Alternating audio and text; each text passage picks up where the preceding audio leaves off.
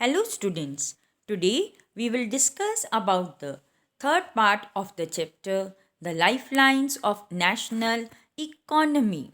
In this we will discuss about the waterways. Here you can see a picture of the waterways and some features about it. It is the cheapest means of transport. Second, they are most suitable for carrying heavy and bulky articles. Third, it is a fuel efficient and environment friendly mode of transport.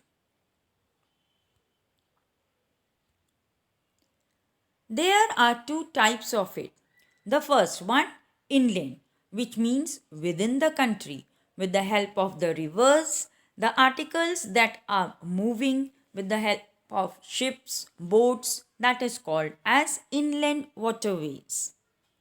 Then comes the overseas, that are going to the foreign countries. There are various kinds of national waterways.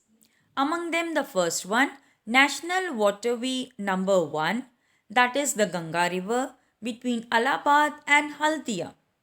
Then National Waterway number 2, that is on Brahmaputra River between Sadia and Dhubri. Then National Waterway number 3, that is on the West Coast Canal in Kerala.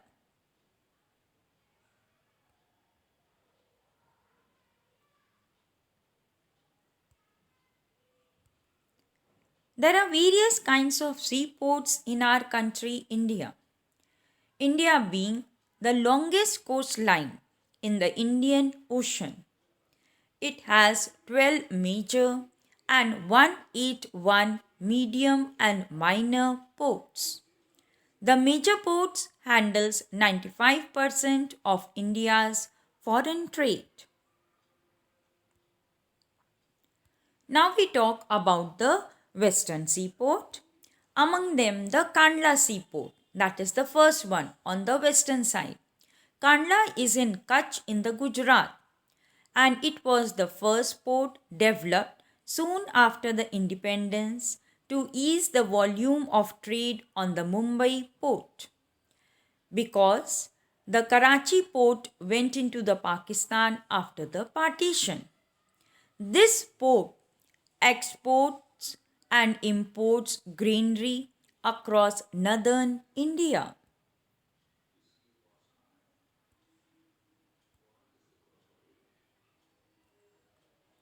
Then we talk about the Mumbai port.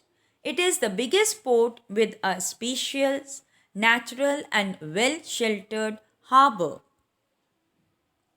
Then the Jawaharlal Nehru port, which is also known as Nhava Sheva port and was planned with a view to decongest the Mumbai port and serve as a hub port for this region.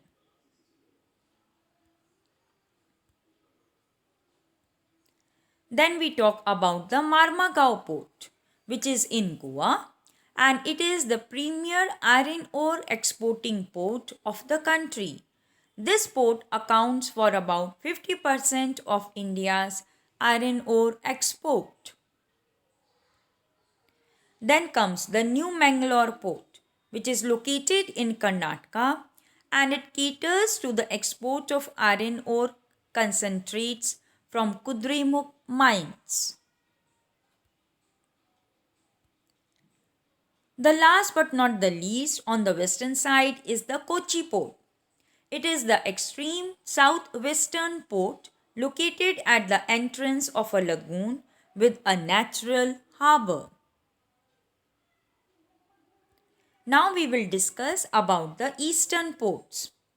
Among them, the first one is the Tuticorin port. It is in Tamil Nadu and it has a natural harbour and a rich hinterland. It has a flourishing trade handling of a large variety of cargoes to even our neighboring countries like Sri Lanka, Maldives, etc. Then we talk about the Chennai port. It is one of the oldest artificial ports of the country and it is ranked next to Mumbai in terms of the volume of trade and cargo. Then we talk about the Vishakhapatnam port, which is the deepest landlocked and well protected port, originally conceived as an outlet for iron ore exports. Paradweep, which is located in Orissa, and it also specializes in the export of iron ore.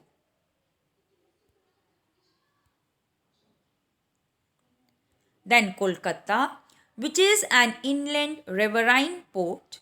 It serves a very large and rich hinterland of Ganga Brahmaputra basin. Being a tidal port, it requires constant dredging of the Hooghly. Then Haldia port, which was developed as a subsidiary port to relieve the growing pressure on the Kolkata port. There are some disadvantages also, like waterways are slow and time consuming. There is limited area of cooperation for them. Third, seasonal in nature. The water level goes down in the summer month. Fourth, the river course changes after some time. And fifth, oil spills, which creates water pollution and affects the aquatic animals.